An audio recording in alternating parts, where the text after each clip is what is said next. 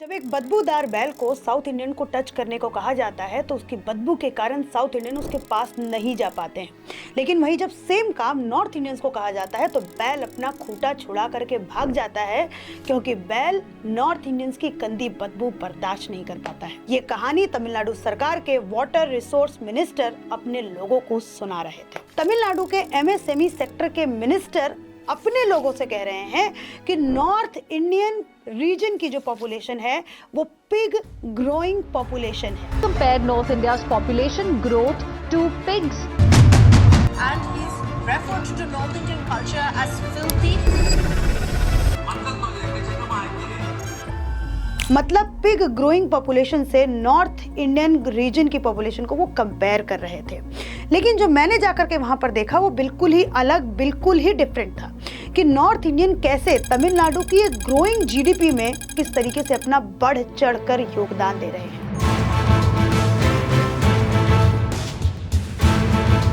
इस वीडियो के अंदर मैं आपको बताऊंगी कि आखिर नॉर्थ इंडियन तमिलनाडु के लिए क्यों जरूरी है और क्यों नॉर्थ इंडियंस को तमिलनाडु में जाकर के इतनी तादाद में काम करना पड़ रहा है।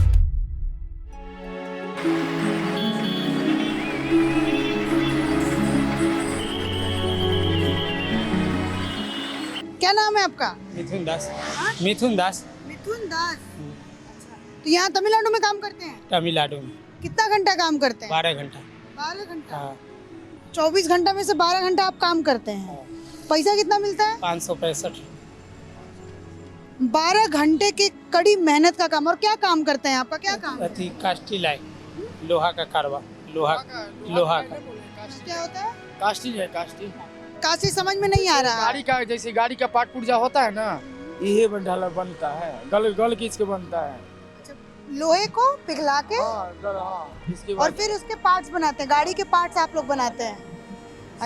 काम करते हैं इसमें ही आप लोग काम हाँ। करते हैं। कहाँ से हैं आप? बिहार से, वैशाली से। आप कहाँ से? वैशाली से। बिहार से ही। हाँ, वैशाली। कितने लोग आते हैं यहाँ पे बिहार से काम करने? अखिल लमसम बिहारी कंपनी, इसमें लमसम 200 तो 250 300 आदमी हो। 300 आदमी है बिहार से केवल मात्र। और बाकी और कितने टोटल लोग हैं यहाँ पर काम? यहाँ पर 500-600 है, तमिल वाला सब आओ। 500-600 लोग काम करने वाले हैं, जिसमें से 200-250 लोग बिहार से काम करने आ रहे हैं। मैं तमिलनाडु के कोंगू बेल्ट के 2 डिस्ट्रिक्ट में गई, कोयम्बटूर और तिरुपुर, और ये दोनों ही डिस्ट्रिक्ट अपने आप में बहुत अलग हैं। ये जो तमिलनाडु का कोंगू बेल्ट है वो तमिलनाडु की जीडीपी में, ध्यान से सुनिएगा, 60% का अपना योगदान देता है।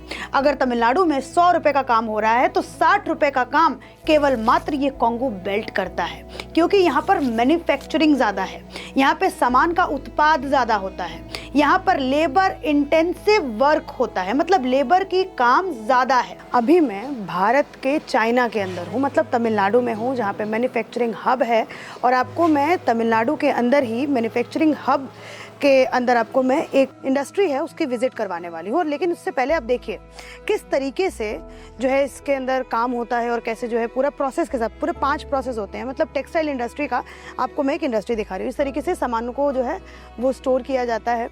आप में से कोई एक जना आ जाएगा जो मुझे अच्छे से घुमा दे, जो मुझे अच्छे से बता दे। ये जो है वो गोरखपुर की है। कहाँ, क्या नाम है आपका? मेरा नाम साधना। साधना, कितने सालों से आप यहाँ पे? हम यहाँ इस कंपनी में 8 साल हो गया हमको। हाँ। और यहाँ हम बचपन से ही इधर हैं। बचपन से ही? बचपन से ही। तो आइए घुमाइए। तो ये हमारा स्टोर डिपार्टमेंट है। हाँ। यहाँ स्टोर डिपार्टमेंट में हमारे जो गारमेंट्स बनता है उधर का यहाँ पहले ट्रिम्स वगैरह सब कुछ आता है, और जितना भी फैब्रिक कपड़ा है ये सब कुछ हमारे जो बेस्ट ग्रुप में मतलब ये हुआ है, ये सब कुछ यहाँ कर स्टोर होता है। यहाँ पे चूंकि तमिलनाडु में कॉटन की खेती बहुत ज्यादा होती है, तो यहाँ पे कॉटन की खेती होती है, फिर उससे जो है ये सारा कपड़ा बनाया जाता है। हाँ, हमारे बेस्ट में ही ये फैब्रिक कपड़ा बनता है। फैब्रिक का कपड़ा बनता है, मतलब किसान से जो है वो कॉटन खरीदे और फिर कंपनी के अंदर ही सारा कुछ मैन्युफैक्चर होता है, इस तरीके से स्टोर किया जाता है। आप कहाँ के हैं? झारखंड से हैं।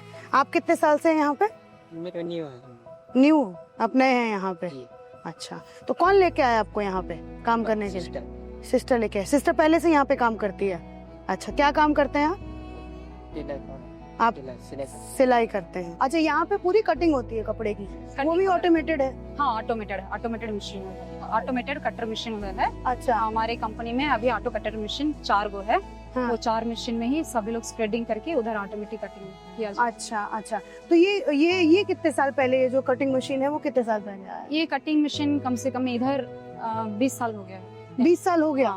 क्योंकि इस कंपनी को शुरू हुए 22 साल हो गया है इधर, तो 20 साल से ये मशीन है। अच्छा, पहले मैनुअल था, मतलब हाथ से कटिंग होता था, उसके बाद मशीन वगैरह सब कुछ यहाँ लाया गया है, उसके बाद यहाँ कटिंग होता है। अच्छा, बड़ा कम। आप कहाँ के हैं?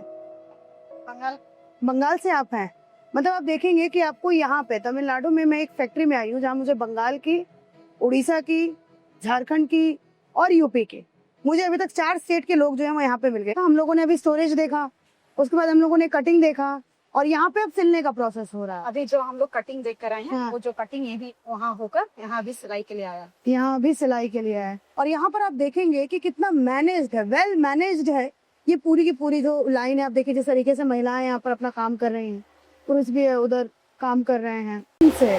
मतलब आप ये सोचिए कि मुझे ऐसा लग रहा है कि मैं कभी चाइना तो गई नहीं हूँ, मुझे ऐसा लग रहा है कि कैसे काम, पिक्चर मैंने देखी है कि वहाँ की पिक्चर, वहाँ पे मैन्युफैक्चरिंग पे जिस तरीके से इकोनॉमी को दिखाने के लिए चाइनीज पिक्चर बनता है, तो उसमें मुझे कुछ ऐसा ही सीन नजर आता है जो अभी तमिलनाडु के अंदर हो रहा है।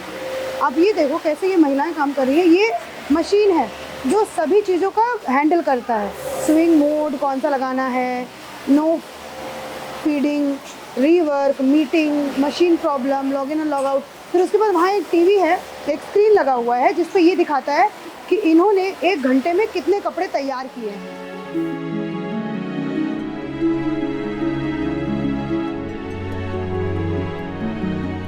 मतलब इस बेल्ट में लेबर इंटेंसिव वर्क ज़्यादा है, तो इसलिए यहाँ पर लेबर की ज़रूरत ज़्यादा है। जब मैंने तमिलनाडु में जाकर के तिरुपुर और कोयम्बटूर के इंडस्ट्रियलिस्ट से बात किया, तो उन्होंने मुझे साफ साफ बताया कि आखिर क्यों वहाँ पर वर्क फोर्स की कमी हो रही है, क्यों तमिलनाडु का जो यूथ है वो लेबर नहीं बनना चाहता है, वो ब्लू कॉलर जॉब नहीं करना चाहता है। North India now today it's very important. I would say in our factories about 70% of workers are from North India. They are from Orissa, Jharkhand, Bihar, and some from North India, northeastern states also. So they are part and parcel of the ecosystem here now. As that in my factory we employ close to about 10,000 people, so I would say 6,000 to 7,000 people are from north. Not from are from other than Tamil Nadu. So mostly it is out of that, mostly are from north part of India, and all India. Tripur is growing, as Tripur is exporting 40,000 crores worth of knitwear exports, and we have domestic industry which is 40,000 crores. So more and more manufacturing, and we don't have enough people here, so we are we need a lot more people from north for the industry to progress here, because we all these industries are it's all manufacturing, right? It's all manufacturing. It is all very labor worker intensive. So we as a Tamil Nadu population growth, and Tamil Nadu's population is not enough, so we need more workers from outside the state who have to whom we want to come here and work, so that a lot more growth is going to be possible. Now in the past 10-15 years, a lot of developments happening from the service sector side also. Now service sector is emerging. Across Tamil Nadu, there is a economic shift is happening. More GCC centers are coming up, more software centers are emerging. Apart from Chennai, now Coimbatore is catching up in a big way. Even we know that 10 million square feet kind of office, A-grade office spaces are going to come up in next 2 years in Coimbatore. Lot of GCC centers coming. क्योंकि तमिलनाडु में अब नए नए GCCs बन रहे हैं, नए नए सेक्टर डेवलप हो रहे हैं, नई नई IT बूम आ रहा है, और नए नए सर्विस सेक्टर डेवलप हो रहे हैं, जिसकी वजह से वहाँ का यूथ अब लेबर वाला काम नहीं करना चाहता है।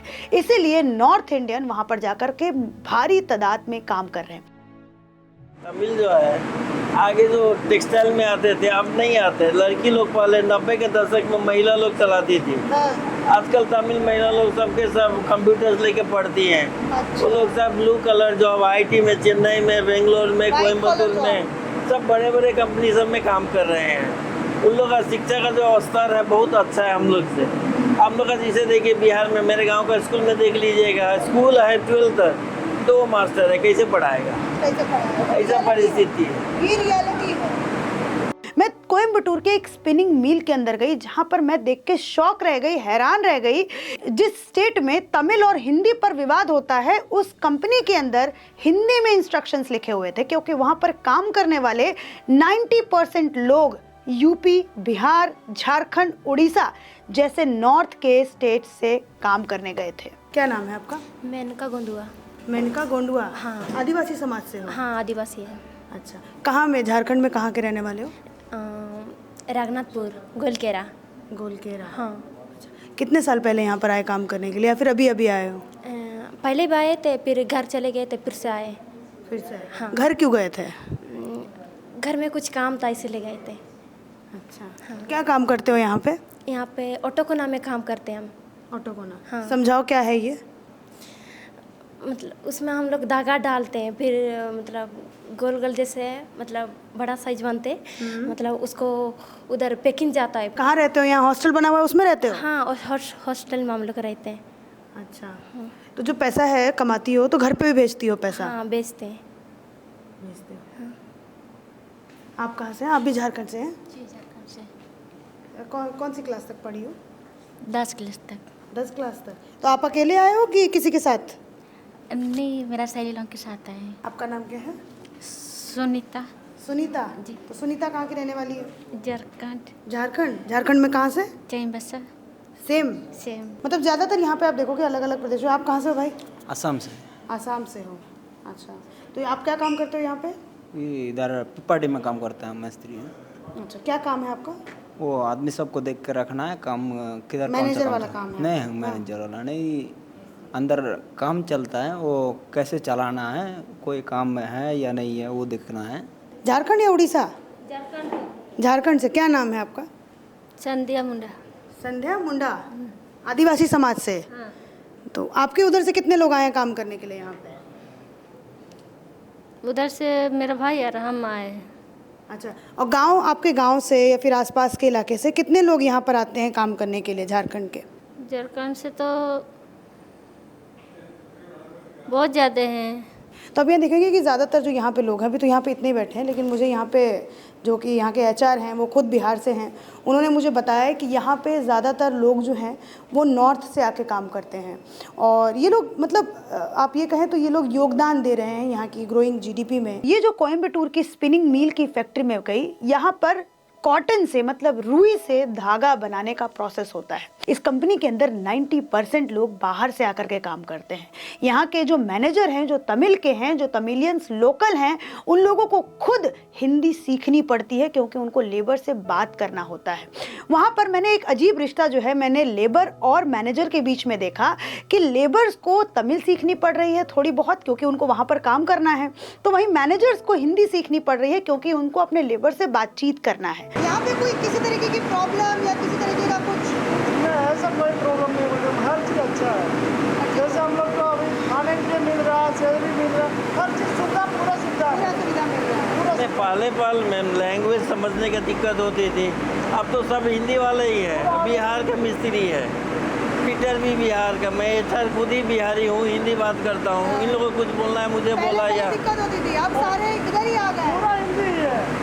अब तो ऑलमोस्ट 90% से ज़्यादा लोग हिंदी वाले हैं इस इंडस्ट्री में। बेल प्लकर वहाँ जो आप बेल ले जा रहे थे वही लोग तमिल हैं, प्लस मैनेजर, यूनिट इंचार्ज यही लोग हैं पुराने जो धरिए 20 साल 22 साल से काम कर रहे हैं। बाकी जो है सब तो उत्तर भारतीय है। तो कभी डर नहीं लगता है कि जैसे कभी महाराष्ट्र में हुआ था बाला साहब ठाकरे के टाइम पर कि वहाँ पे बोला गया कि लोकल की नौकरी छीन रहे हैं बाहर से आकर, तो यहाँ पे कभी आप ऐसा ये परिस्थिति होता है, लेकिन हम लोग मिल में इसका इम्पैक्ट नहीं होता है।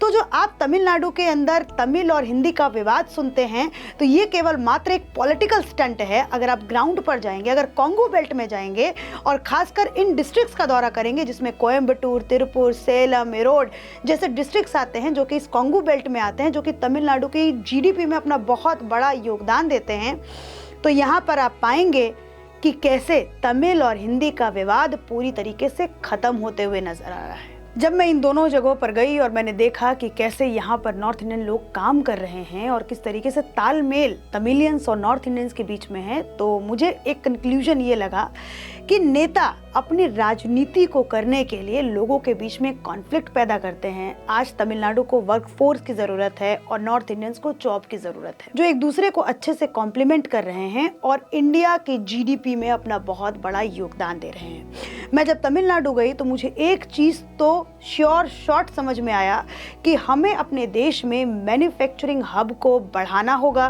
क्योंकि तमिलनाडु मैन्युफैक्चरिंग में सबसे ज़्यादा आगे है। मैंने कोई एक डेटा पढ़ा जिसमें ये पता चला कि देश का 33% जो वर्क फोर्स है वो तमिलनाडु के अंदर काम कर रहा है।